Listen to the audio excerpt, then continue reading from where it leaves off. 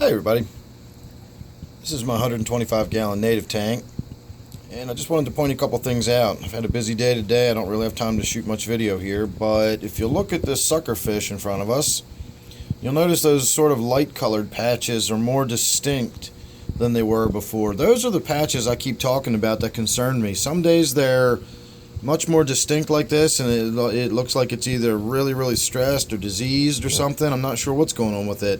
And then other days it just looks more mottled and brown and looks perfectly normal.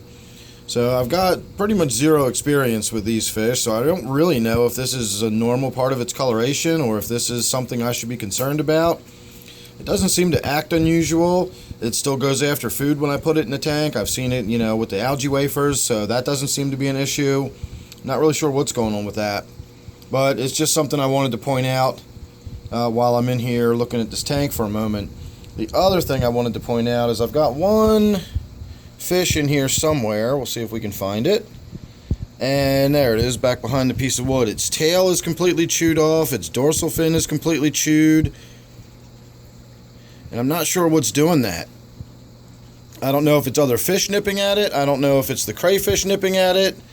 It definitely doesn't look normal, and I can't decide whether or not it's a disease that's eating away at it. It kind of looks like it has some spots and stuff on it, but I think that's actually its scales that are knocked loose and scraped up a little bit. So, again, I'm wondering if maybe that one's been caught by a crayfish and was being chomped on or something. It doesn't look like it's got fin rot or like a fungus or something like that. At least it doesn't to me. It might to somebody else with a little more experienced eye. So certainly throw your opinion out there about that. I'm not really sure what's going on with this one. Other than that, everybody looks fairly normal. I think I've got a floater in here right now. I saw a tail. There it is. I saw a tail go by earlier. Let's have a little look around, see if there's any more than that. It appears that that one is it. At least at that end of the tank. So we're good on that. I haven't seen any more dead crayfish. We got a crayfish that's out right now. And I still don't get tons of activity with the fish swimming out and about, but they're getting better. They're not quite so down in the wood. If you follow along regularly, you'll know that I was kind of concerned for a while that most of these minnows were just lying low as though they were scared of predation. They were hiding down in the rocks, they were down in the woodwork, and it was kind of a boring looking tank. It looked empty until you really got your eye in and realized there was a lot of fish in there. So right now they are out and about because they think they're getting fed. They see me standing in front of the tank, so that's a good sign that they're getting more comfortable.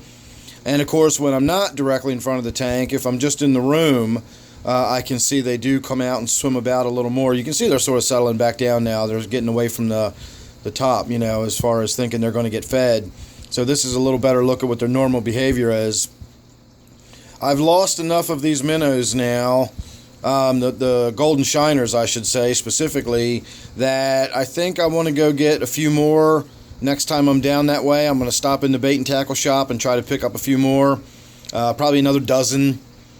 Looks like I've got maybe half a dozen left in there, maybe 6 to 8, somewhere in there. It's hard to tell at a glance like this, but I've lost quite a few of them.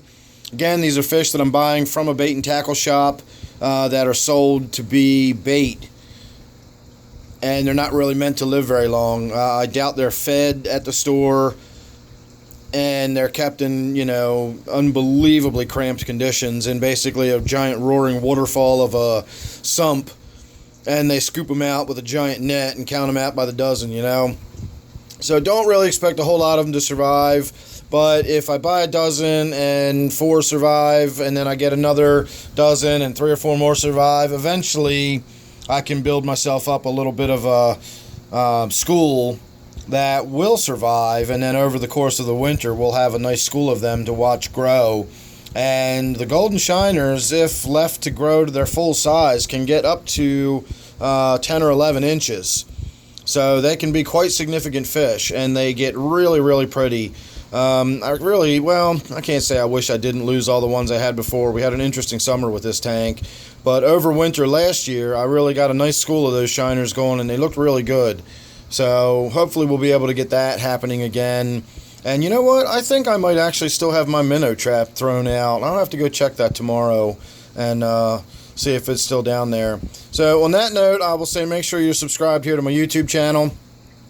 And that way you won't miss anything I got coming up. And I will probably tomorrow shoot a quick video of running down to check that minnow trap. And you don't want to miss any of that. And of course, if you're subscribed, you won't. So don't forget, this one is my 125-gallon native tank.